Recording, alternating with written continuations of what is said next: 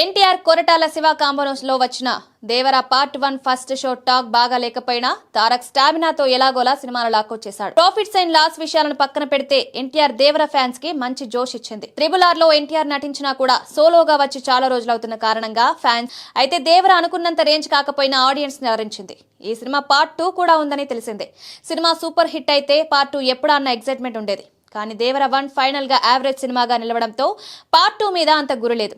Fans కూడా part 2 గురించి అడగట్లేదు. పక్క అజయ్ వెతుక్కుంటూ వచ్చిన పాత్ర ఏమైంది, ఆ కథ కూడా పార్ట్ 2 లోనే ఉంటుంది. చెప్పడానికి చిన్న కథ ఉన్నా దానికి ఇంట్రెస్టింగ్ స్క్రీన్ ప్లే రాసుకుని ఎన్టీఆర్ ఎనర్జీని పర్ఫెక్ట్ గా వాడుకుంటే దేవర 2 హైలైట్ అయ్యే ఛాన్స్ ఉంటుంది. దేవర 1 లో మిస్ అయిన కొన్ని అంశాలను పార్ట్ 2 లో జాగ్రత్త పడే ఛాన్స్ ఉంది. దేవరలో జాన్వీ కపూర్ హీరోయిన్ గా నటించింది.